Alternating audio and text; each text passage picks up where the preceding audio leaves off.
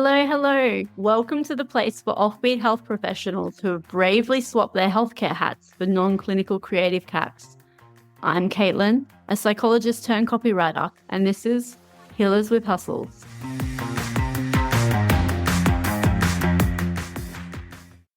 All right. Well, today I have international guest, Justin Blackman. So Justin is a brand voice expert who goes overboard. He's written for more than 429 people and dozens of brands and created voice guides for industry experts, including Amy Porterfield, Stu McLaren, Todd Herman, and Danny Iney. That's a big flex. He uses a process called brand ventriloquism to analyze and replicate the nuances that make your writing voice unique, and documents it so other writers can scale your content without sacrificing authenticity. He's worked with top brands such as Puma, IHG Hotels, 5 Hour Energy, and Red Bull. When not embellishing his own bio, he runs workshops at Brand Voice Academy to evolve your style, help you sound like any client, and add punch, power, and pop to your everyday writing. All the people say he's pretty fly for a right guy. So good. What a great example of a fun personality-packed bio. Well, welcome, Justin Blackman. I'm so excited you're here. I say I'm so excited every time I record an episode, but I truly am. Thank you for Today you being mean here.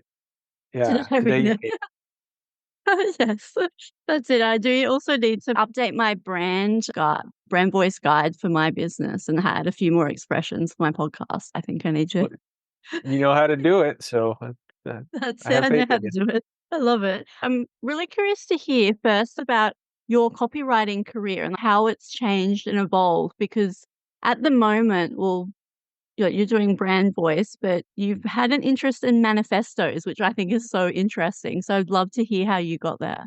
Yeah, so, I was originally in field marketing. I worked for brands like Puma and Red Bull, and I did a lot of the consumer sampling. So, like with Red Bull, the Mini Coopers with the big can on the back, I used to run those programs, and I helped train the people that were speaking to everyone. And that's where I was learning about the power of conversation.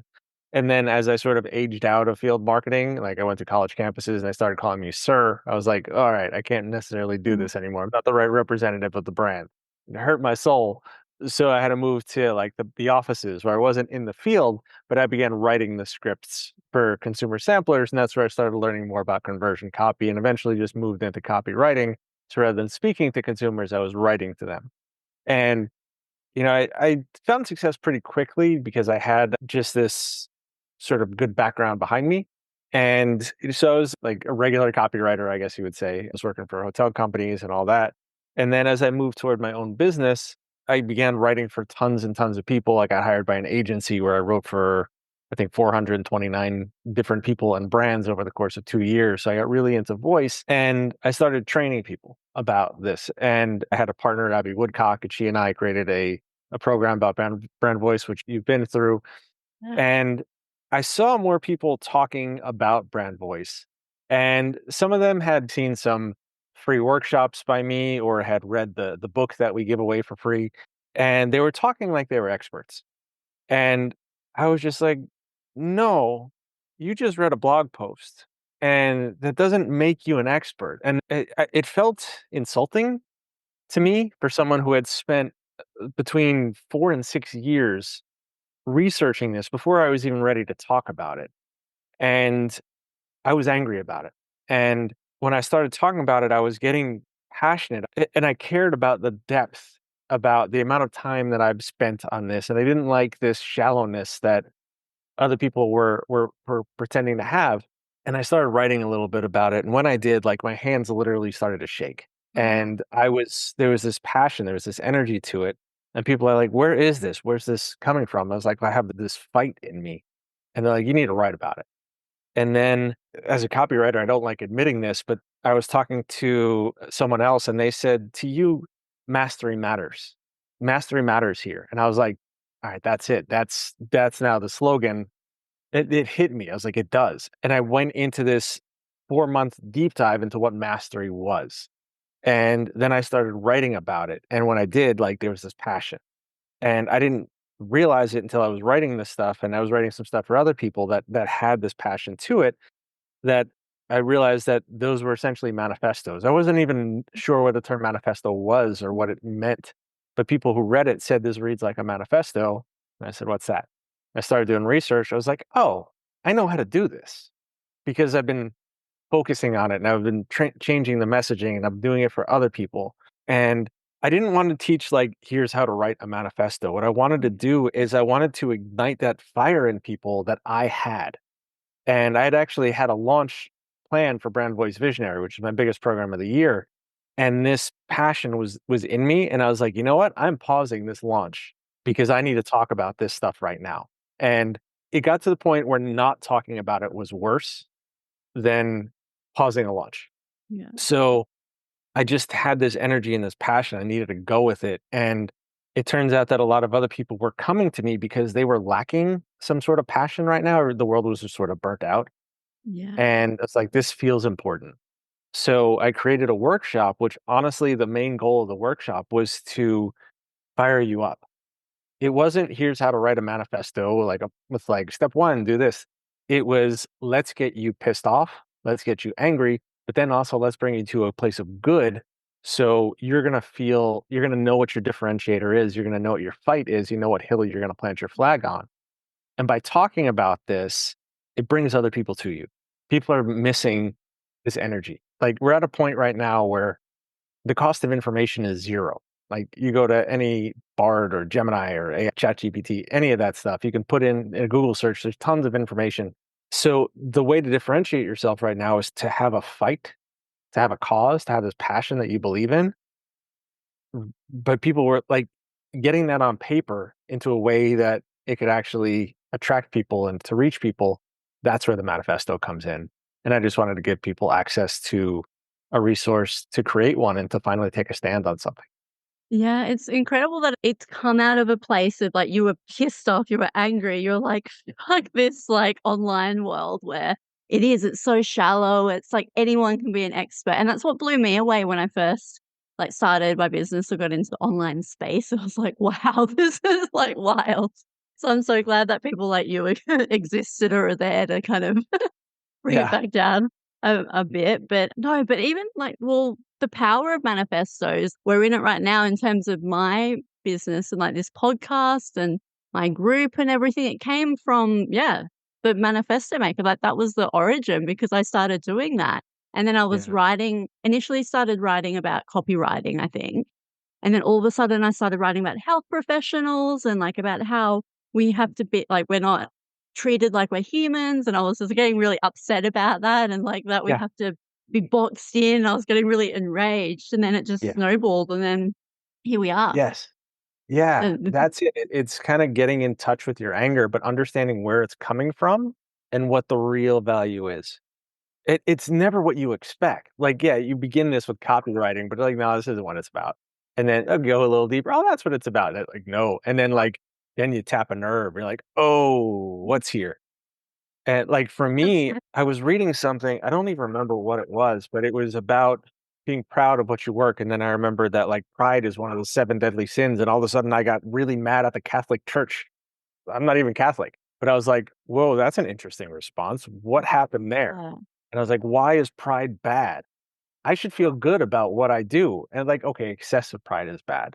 But I don't like the way that like I wasn't allowed to, and this goes back to some of the mindset work that I've done over the years where it's like this feeling that it was being like you're not allowed to feel like you're better than someone else. mm, And when it comes to and I get that like as a sense, it's not about you shouldn't value certain elements over someone else. But when it comes to your work and your talent, it's okay to feel pride and it's okay to be better than someone else. And it took me a while to get past that, but I realized that I wasn't allowed to feel proud about it because it was like pride is a sin. And well, maybe it's a misinterpretation, but that's sort of something that was ingrained in me. And then it's like, no, I want people to feel good about this. So things like that start working into your manifesto and just these personal beliefs and finding this cause that's way deeper than just writing words that convert. It's not yeah. that. Yeah, exactly. It's That's something that's so deep, and even and this is something that comes up quite a bit in these conversations is that it has to be deeper. Even like I haven't read Simon Sinek's Start with Why, but For me, I feel like it needs to be really, really deep. It needs to be something that, like, shakes at your core. Like you said, you're, like, so, like, enraged Yeah, that your hand was shaking. It needs to yeah. be that level And deep. it's even that, the whole Simon Sinek Start With Why. It's people that like, sure, I've seen the TED Talk, millions of people have seen that TED Talk, but now they're, "Oh, yes, I get that, that's brilliant," and then they stop there, and they think that they understand what it means. Yeah. You got the Cliff Notes version of it. There's someone that's done decades of research on this. Simon Sinek right now is just the face of it, but I don't Mhm. even really credit him with all of this stuff. Yeah, he probably brought it into light, but I Yeah. don't like just the face of things. I like the people that are behind the scenes doing it. Like Brene Brown, Yeah. it's easy to bring her up because she's written like Good Parent Manifesto. She has a bunch of manifestos and they're brilliant. Brene Brown is someone who never sought the spotlight. She was a researcher studying emotion and things like that, and it resonated and people elevated her in status. They wanted to learn more. She hit a nerve Yeah. and like a collective nerve across the universe, which elevated her. She is deserving of the spotlight. She didn't seek it, it found her because of the work that she was doing. That's mastery. That's going Mhm. deeper than anyone ever should. And Yes. it's finding new levels of things. And yeah, that's what I do with voice. I say that I go deeper than anyone ever should. And there are times that I get lost in it and I like it. And there are times that I see people's writing patterns, but actually miss what they're talking about. And I get that, but I like it. I like Yeah. living in the nuance and the details and like just the dirty corners of people's penmanship, Oh, you I know? love that. That's so exciting. Have you always been is that always been a characteristic with you? Because I feel like that's quite an interesting part of creativity. Like, tell me about that with you. It comes from my dad for sure. He went to Scotland. This was 20 years ago at this point, and we live in the States, and we're like the oldest thing is like 100 years old. And he goes to Scotland, and there's real history. Like medieval stuff is still around. And he's looking around, and when he came home, I was like, "So what was the coolest thing you saw?" And he said, "The hinges." I'm like, "What?" He's like, "There were these tours around the castles, and they were talking about the events that happened there. And as they're talking, I'm looking around and I noticed the door hinges on these castle walls, on the doors. And Wow. you can see all of the ball peen hammer strikes on it and the nails, and every screw is different because they were created by hand." And he lost track of the tour because he started looking at the hinges to understand the craftsmanship that went into this without the tools that we have, without all the mass produced things. How the hinges came together, how that they created the first mechanical engineering of the day. And I love that about him. And I'm honored that lives in me, that he gave Yeah. me that gene. So I like the hinges, and I just kind of always have. But it's the nerdy stuff that you don't think anyone cares about. And most people don't. But when you Mhm. start talking about it, certain people just be like, they lean in and like, They do, talk yes. more. And that's Mm. when you find, 'Cause definitely, because that's like with you and Abby, that happened, wasn't it? Like, she was giving us a talk, and then you were the one that was the first one up there, and yeah, yeah. I was like, I need to know more about this. And she's like, I don't know what else I can teach you. And then she and I just became friendly, going back and forth, sharing everything we found about this. And then she created a program. And then I was like, "Oh, have you seen this? Have you seen that?" And she's like, "Do you want to come in and teach this?" And then she got to a point where she kind of felt like she had taught what she needed to teach and was ready to move on. And I was like, "Oh, I'm just getting started." And then, so like we did the passing of the torch, and oh, I owe the world to her for bringing this in and opening my eyes to it, and then just being kind enough and good enough to pass it on to me so I can bring it into something even further. that's it, you're continuing it, and how lucky you found each other, and but that's such a gift that you have, that you're looking at the details and, like, but not just seeing them, you're like, wanna understand them, and you're curious about that, and Yeah. it just shows with, yeah, the voice work, because that's exactly what it is, isn't it? It's diving deeper and really, like, pulling apart people's writing and understanding at that super duper deep level. Yeah.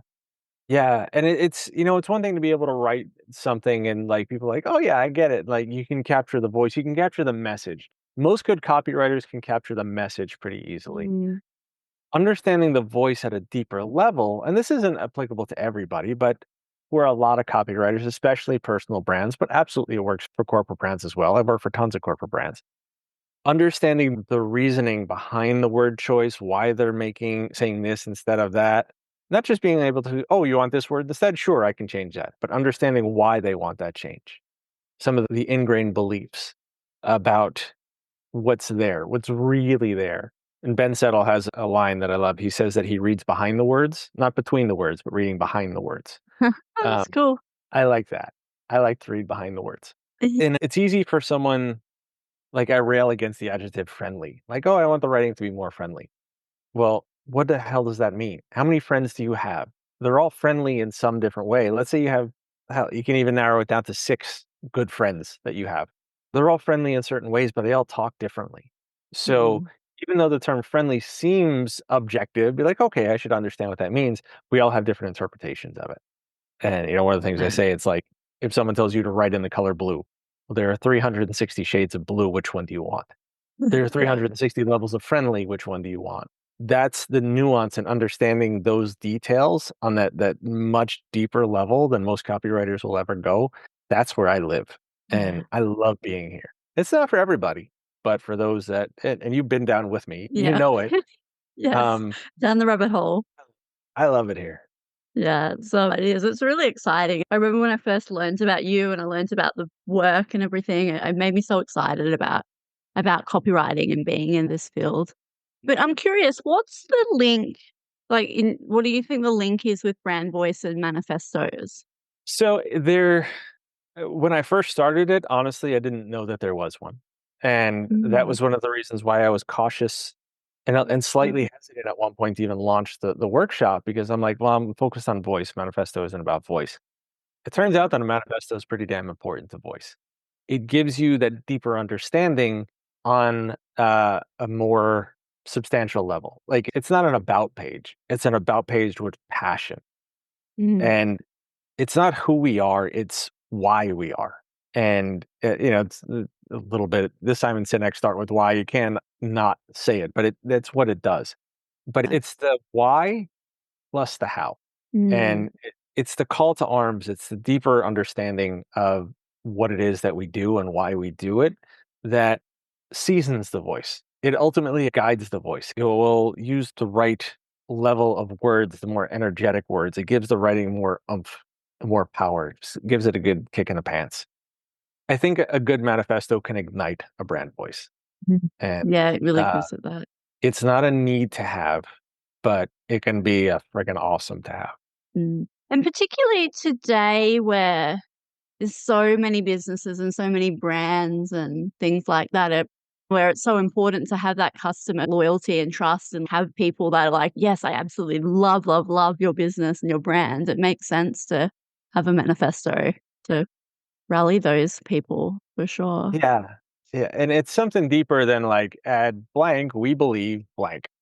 Like Yes. that's corporate garbage. It doesn't mean anything. A good manifesto, you want to chisel the words on the wall behind the receptionist desks. You Mm, want it like tattooed on your arm or over your heart. Like that's what a good manifesto should do. It should make you feel something. It's not a yeah. public statement. It's an internal, I don't know, the 10 commandment type of thing. It's the cornerstone. Yes. Yeah, definitely. When you were just talking then I thought like, you must have seen so much corporate gobbledygook, like, over your time, so I can see, like, There are some where good ones. Yeah, but there's a lot of I didn't wanna go too deep into it. I don't wanna rail against corporate manifestos. Somebody wrote those, mm, it means something to someone. yeah, that's true. I don't and I wanna be clear that with Manifesto Maker, this wasn't how to do it for clients. I don't teach how to do it for clients. I help you write it for you. And maybe one day we'll teach one for how to do it for clients, but right now I don't feel like that's my place. My Yeah, main thing is helping you figure out your manifesto. yeah. I don't wanna write it for you. I'm not saying that you should offer this as a service, but having one has meant the world to me, and it's given me this fire and passion, and it's lit me up. It brought me from a place of burnout to being lit up. Oh, that's so interesting. Say more about that, like, about the burnout, but then being lit up now. It But yeah, was pretty I understand the real message of what I have. Like the whole, for me, mastery matters here. There Yeah. are, you can read a blog post about brand voice and get the overall idea, vocabulary, tone, cadence. Cool, I get it. That doesn't mean you know how to do it. I can watch a video about taekwondo. I can't necessarily block a punch or throw a kick. I don't know how to do it. Too many people think that they have. And like, I don't, for me, just understanding why I care about the depth, the work, the Yeah. effort, the true meaning of what mastery is, it was validating. And honestly, there was a part of me, like even with ChatGPT and all this stuff, why did I care? Why did I want to fight? And it's because I don't believe that I can be replaced by AI. Sure, it is good. I use AI. I think it's great. I don't think it can do what I do, at least not yet. Mm. But if I were to believe that, it would mean that everything that I've done is now irrelevant. And I don't want to Yes. believe, and I don't believe it because I know the level of passion and depth that I can write with and find within people. It's not just about what me writing. It's about what I can do for people and the results that I've seen. You started a podcast after all this. Yeah. I know other people that have written books, who have created programs, who have literally changed their entire business because of this. I know this Yep. is something I can help people with. That's not something AI can do. It's Mm. validation for me, and it's not that I'm seeking the validation. At one point I was, and now I'm not.